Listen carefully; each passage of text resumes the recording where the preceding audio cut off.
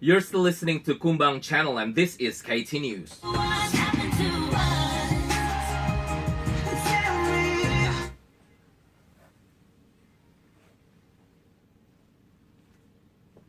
This week, Indonesian citizens across the world have done their part in voting for their new president, with the Indonesian presidential election for overseas Indonesians taking place between the 8th and 14th of April, while in Indonesia it will take place on the 17th of April.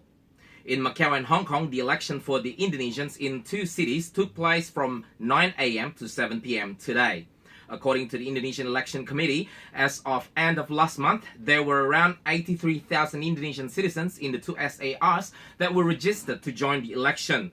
2,600 of them are based in Macau, which is 1,000 more voters compared to the previous Indonesian presidential election in Macau back in 2014, which was held at the Tapsiak Square. This number did not include those who had not yet registered but turned up at the venue to register in person. While there were 3 election venues for Indonesians in Hong Kong this year, in Macau, the event this time was held at the Community Sports Center of the Tapsiak Multisport Pavilion, where the process of the election this time seemed somewhat messy compared to the previous one. Not sure if it was due to rain throughout the day or because of a combination of a relatively smaller venue and much more voters, or perhaps some technical issues leading up to today's election.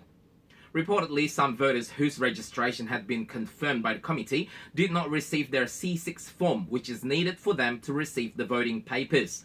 As a result, many of them who were already registered had to re-register at the election venue. The previous one was more organized, a woman who was in line for the election said to her friends this afternoon, referring to the 2014 Indonesian presidential election for Indonesian citizens in Macau, which was held at Tapsiak Square, also known as Plaza do Tapsiak. "It looks so messy," an Indonesian migrant worker, Amora, told KT News through a WhatsApp voice message, while an Indonesian citizen who holds a Macau permanent resident ID card, who wished to remain unnamed, sent to KT News some photos and videos from inside the venue, confirming Amora's complaint. "I'm registered and they even checked it already and found my name in the system, but I don't know why they cannot find my Form 6, so they make me re-register," Amora added. "Weird, but not weird. The system is not right is an old story," Lia Susi told KT News today. Indonesian citizens in Macau and Hong Kong who were not registered for the election yet could go directly to the election venues for registration between 4 and 7 p.m. today. There are around 5,300 Indonesian migrant workers in Macau, with about 300 Indonesian citizens holding Macau permanent resident ID card, while the number of Indonesian citizens in Hong Kong is reported to be over 160,000. In this year's Indonesian presidential election, incumbent President Joko Widodo is once again going head-to-head against Prabowo Subianto, who also ran against the former Jakarta governor back in 2014.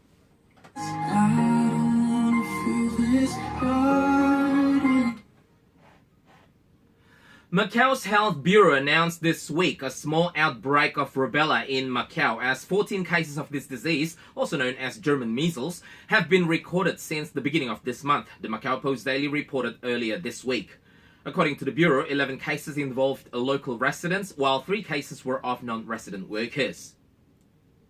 Crown Resorts, controlled by Australian casino tycoon James Packer, whose gaming company co-owned the City of Dreams in Cotai for several years back then, this week disclosed a $7.12 billion takeover offer from Wynn Resorts, which own 3 Wynn properties in Macau, and said the two companies were discussing a deal.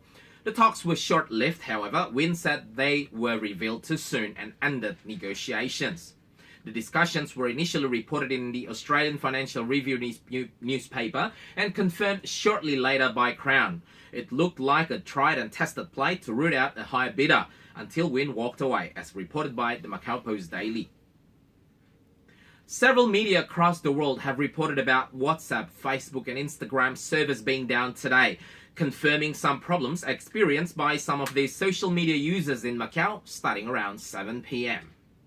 And for the local weather, rain is expected all across Macau every day throughout the week, with the lowest temperature this week predicted to be between 20 and 24 degrees Celsius, while the highest temperature will range from 23 to 29 degrees. For more information about the local weather, visit www.smg.gov.mo. And that's all for tonight's KT News. Getting back to our music, this is Angels by Robbie Williams. Continue to listen to Kumbang channel. Kumbang, kumpul bareng yuk. I sit and wait. There's